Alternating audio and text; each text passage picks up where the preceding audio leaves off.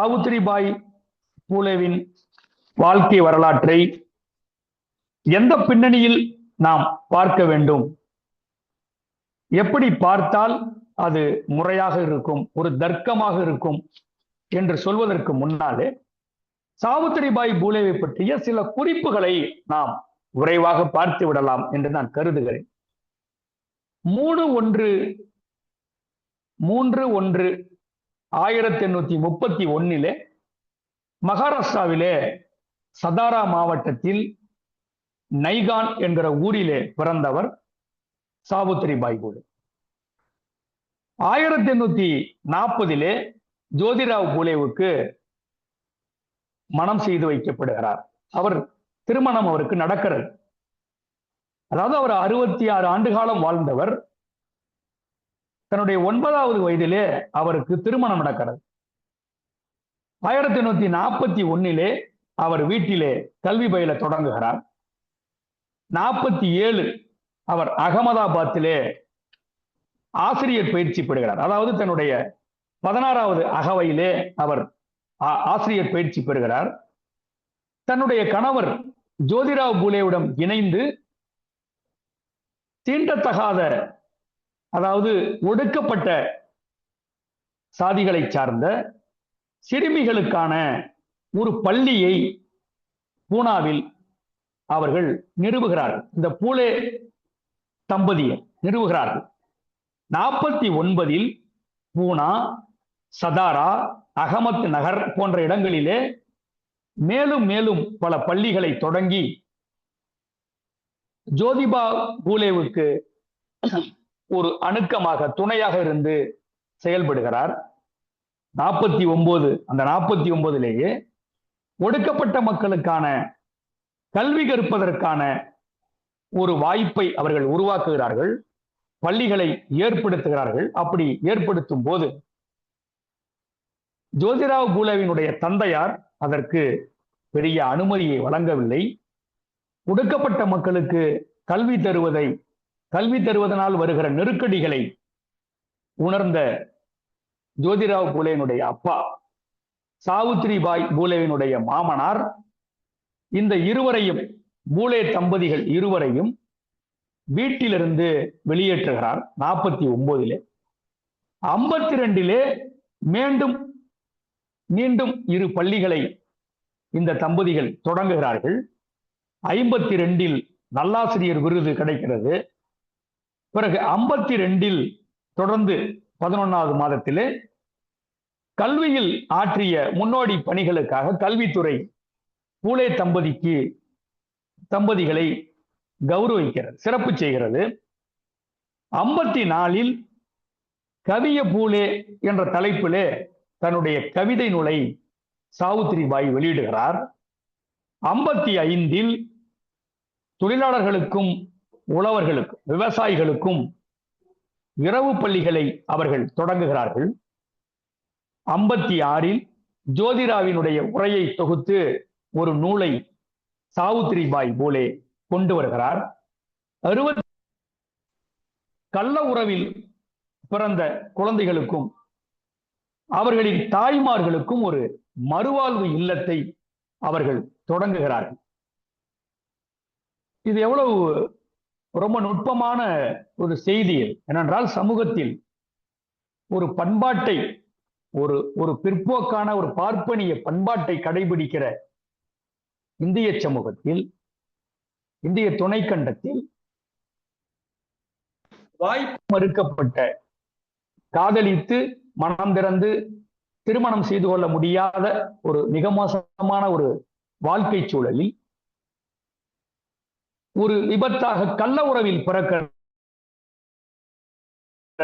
குழந்தைகளை நாம் ஒதுக்கி வைக்காமல், ஆனால் ஒதுக்கி வைத்திருக்கிறார்கள், அப்படி ஒதுக்கி வைக்காமல் அந்த பிள்ளைகளுக்கும் ஒரு மறுவாழ்வு மையத்தை கட்டி 1863 இந்த பூலே தம்பதியினர், சாவித்திரிபாய் பூலே போன்றவர்கள் செய்திருக்கிற பணி என்பது மிக முக்கியமான ஒரு பணியாக இருக்கிறது. 68 ஒடுக்கப்பட்ட மக்களுக்கு சாவித்திரிபாய் பூலே அவர்கள் தன் வீட்டிலே இருந்த நீர் தொட்டியை அவர்களுக்கு திறந்து விட்டிருக்கிறார்கள். 73 அவர்களுடைய பணி என்பது சத்திய சோதக் சமாஜம் என்கிற ஒரு அமைப்பை உருவாக்கி அவர்கள் மிக தீவிரமாக தன்னுடைய தொண்டை அவர்கள் தொடர்ந்து இருக்கிறார்கள். 74 ஒரு பார்ப்பன விதவையின் மகனை தத்தெடுத்து யஸ்வந்த் என்று பெயர் சூட்டி அவர்கள் வளர்த்திருக்கிறார்கள். பார்ப்பனியம் என்பது நம்மை வாழ்நாள் முழுக்க நம்மை ஒடுக்கி கொண்டிருந்த ஒரு காலத்தில், ஒரு சூழலில் நம்மை மேல் கீழ் என்று பிரித்து வைத்து, நம்மை பாகுபடுத்தி, நம்மை இழிவுபடுத்தி வைத்திருந்த அந்த காலத்தில் பார்ப்பனியத்தை எதிர்த்து போராடி கொண்டிருந்த பூலே தம்பதியினர் 74 ஒரு பார்ப்பன விதவையின் மகனை தத்தெடுத்து யஸ்வந்த் என்று பெயர் சூட்டி அவர்கள் வளர்த்திருக்கிறார்கள் என்றால் எவ்வளவு பெரிய ஒரு புரட்சிகரமான ஒரு செயல்பாட்டை அவர்கள் செய்திருக்கிறார்கள் என்பது மிக முக்கியமானது. இப்படியான ஒரு செயல்பாட்டை செய்தவர்களை நாம் வெறும் சீர்திருத்தவாதி என்று நாம் ஒதுக்கிவிட முடியாது. 75 77 இந்த காலத்தில் சாவித்திரிபாய் பூலே அவர்கள் மேற்கு மராட்டியத்திலே பஞ்சத்தால் பாதிக்கப்பட்ட பகுதிகளிலே தங்களுடைய சமாஜ ஊழியர்களின் துணையோடு நிவாரணப் பணிகளை எல்லாம் அவர்கள் மேற்கொண்டார்கள். 1890 கணவர் ஜோதிராவ் மரணமடைந்து விட்டார். அவர் மரணமடைந்த பிறகு 91 பவன்காசி சுபோத் ரத்னாகர் என்ற தலைப்பிலே ஒரு கவிதை நூலை கொண்டு வருகிறார் நம்முடைய சாவித்திரிபாய் பூலே அவர்கள். ஒரு சிறந்த கவிஞர்.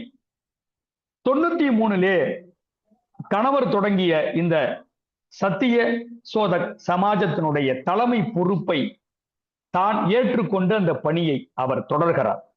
எப்படி பெரியாருடைய பணியை தொடர்ந்து மணியம்மை அவர்கள் தொடர்ந்தார்களோ அதை போல அவர் தொடர்கிறார். பஞ்சம் ஏற்படுகிறது 96 அந்த பஞ்சத்திலே பல்வேறு நிவாரண பணிகளை அவர்கள் இறங்கி சாவித்திரிபாய் அவர்கள் செய்கிறார்கள். 1897 ஒரு கடுமையான கொள்ளை நோய் ஏற்படுகிறது. அந்த கொள்ளை நோயில் பாதிக்கப்பட்டவர்களுக்கு தொண்டாற்றும் போது சாவித்திரிபாய் மரணமடைந்து விடுகிறார். இப்படி இவர்களுடைய இந்த வாழ்க்கை என்பது, இவருடைய வாழ்க்கை என்பது இப்படி கட்டங்கட்டமாக ஒரு ஒரு நிரல்படுத்தி அதை நாம் இப்படி புரிந்து கொள்ளலாம். இப்படி இவர்கள் செய்திருக்கிற இந்த பணிகள், அவர்கள் வாழ்க்கையின் ஊடாக அவர்கள் செய்திருக்கிற இந்த போராட்ட பணிகளை நாம் எந்த பின்னணியில் புரிந்து கொள்ள வேண்டும் என்பதற்கு பலரும் இந்த நூலிலே பேசியிருக்கிறார்கள். சில முக்கியமான ஆளுமைகள் இந்த பணிகளுக்கு பின்னால் இருக்கிற சில சிந்தனை முறைகளை அவர்கள் பேசுகிறார்கள். இந்த சிந்தனை முறை என்பது மிக அடிப்படையானது.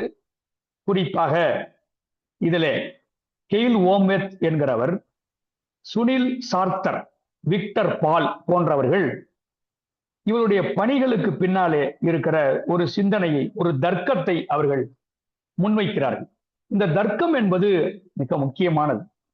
வெறும் இவருடைய வாழ்க்கையை வெறும் பிறந்தார், வளர்ந்தார், பிறகு மறைந்தார் என்பது மட்டுமல்லாமல் பிறப்புக்கும் இறப்புக்கும் நடுவிலே எந்த தத்துவத்தின் அடிப்படையிலே இவர்கள் தங்களுடைய வாழ்க்கையை அமைத்துக் கொண்டார்கள், எப்படி அவர்கள் அப்படி பணியாற்றினார்கள் என்கிற சிந்தனை கண்ணோட்டம் என்பது மிக அடிப்படையான கண்ணோட்டமாக இருக்கிறது.